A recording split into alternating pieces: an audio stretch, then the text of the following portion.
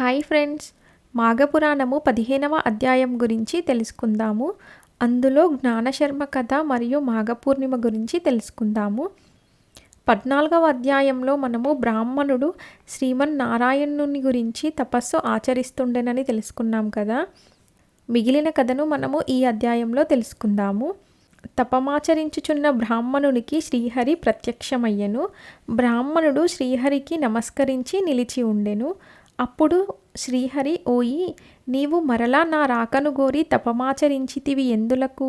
నీ మనస్సులో ఏమి ఉన్నది చెప్పుమని అడిగెను. అప్పుడా విప్రుడు, స్వామి, నాకు పుత్రవరమునిచ్చి సంతోషము కలిగించితివి. నీ మాట ప్రకారము పుత్రుడు కలిగెను.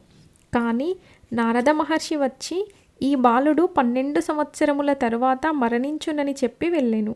నీవిచ్చిన వరం ఇట్లయినది. నా దుఃఖమును పోగొట్టుకోవాలని తపమాచరించి తినని శ్రీహరికి విన్నవించెను. అప్పుడు శ్రీహరి, ఓయి, ఉత్తముడైన నీ పుత్రునకు 12వ సంవత్సరమున గండము కలుగుటకు కారణము వినుము. నీ భార్య పూర్వజన్మమున చేసిన దోషమే ఇప్పుడీ గండమునకు కారణము. పూర్వజన్మమున కూడా మీరిద్దరూ భార్యాభర్తలే. అప్పటి నీ పేరు జ్ఞానశర్మ.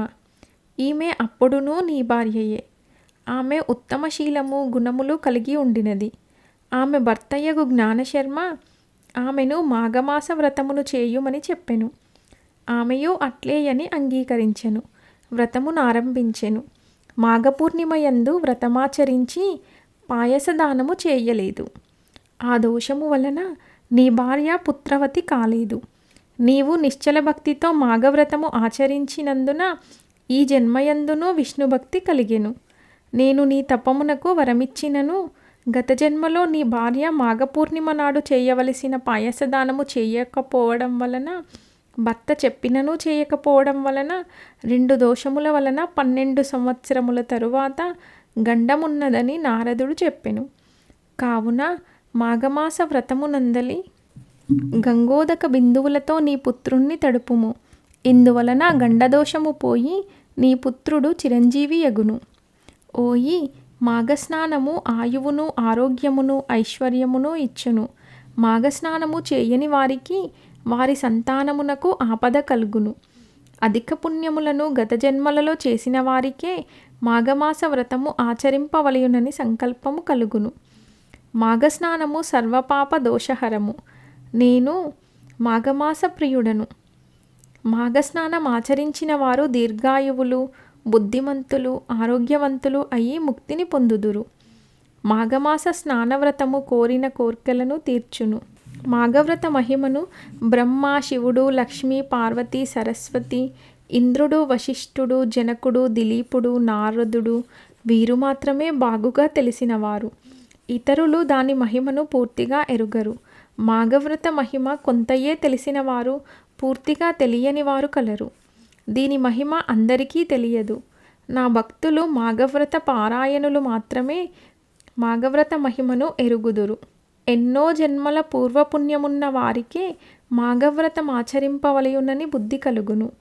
నీ పుత్రుని మాఘమాస ప్రాతకాలమున గంగాజలముతో తడుపుము. వాని గండదోషము తొలుగునని చెప్పి శ్రీహరి అంతర్ధానమయ్యెను. బ్రాహ్మణుడు కూడా శ్రీహరి అనుగ్రహమునకు సంతోషపరవశుడయ్యెను. బాలుణ్ణి శ్రీహరి చెప్పినట్లుగా మాఘవ్రత గంగాజలముచే తడుపెను.